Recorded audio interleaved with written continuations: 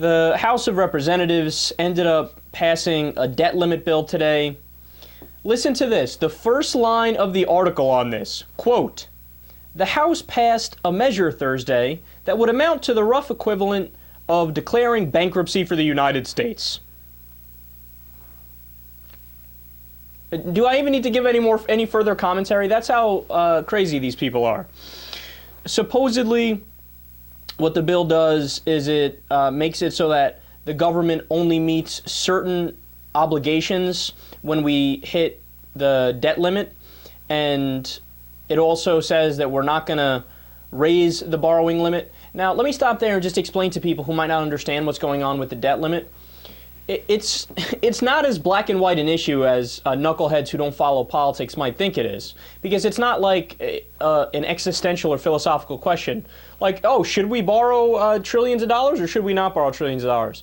No, that debate goes on during the budgetary process when you're determining how big your budget is going to be, how much revenue you're going to raise, how much spending you're going to cut, et cetera, et cetera. But for the debt limit, it's about money we've already spent.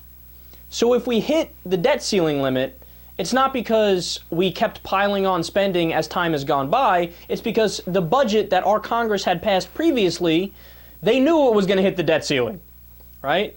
So if you want to say, hey, Kyle, look, I'm not in favor of them spending as much as they are, okay, that's fine, and I agree with you. I would take defense spending to a chopping block. I would take corporate welfare to a chopping block. I would take pork barrel spending to a chopping block. I'd balance the budget, right? But either way, even if you don't agree with the debt, it's not a defensible position to be against raising the debt limit, because you know what happens if we hit the debt ceiling and they don't raise the debt ceiling? We go into default. The United States of America goes into default. So the irony is that they named this bill the, quote, Full Faith and Credit Act. But in reality, this bill is the exact opposite of full faith and credit.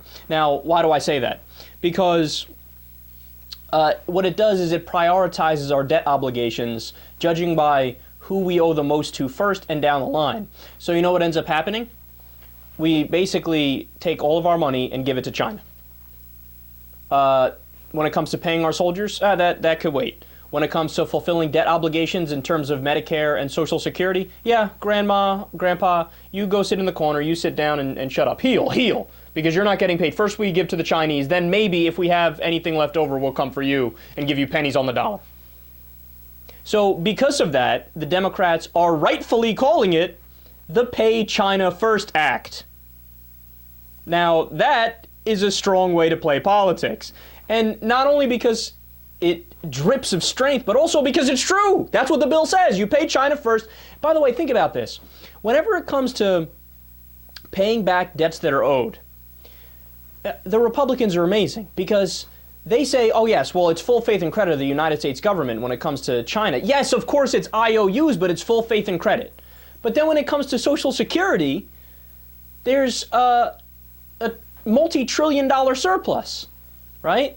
And what do they say? Oh, Social Security's going bankrupt. Yeah, but wait a second. You're saying that full faith and credit to pay back China, but it's not full faith and credit to pay back the senior citizens, the patriots, the citizens of the United States of America?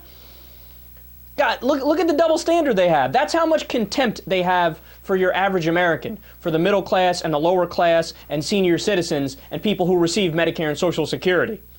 Where they say for China, oh, full faith and credit. For Grandma, no, we're going to have to cut the money you're owed. And the bill ended up passing 221 to 207. Now, of course, the part about this that is, it makes you think, like, will we ever get to a point where we have a functional Congress? The bill has no chance of passing the Senate. And then furthermore, in the 0.0000001% chance that it passed the Senate, it will go to President Obama's desk, where there is a negative 37% chance that he would sign the bill. It's not going to get through. It's like when they needlessly passed the Ryan budget in the House of Representatives. Why? Why did you do it? It has no chance of passing. You're just wasting time. You're wasting money. We're not paying you to shove your thumbs up your ass and pretend like you can get things through. Why not pass a bill that says everybody gets a unicorn and a puppy? Why not? It has the same chance of passing as this bill. You might as well make it sound something fun while you're at it. We all have to sing Kumbaya on Wednesdays. What are you doing? What are you doing? You're wasting our time. You're pathetic.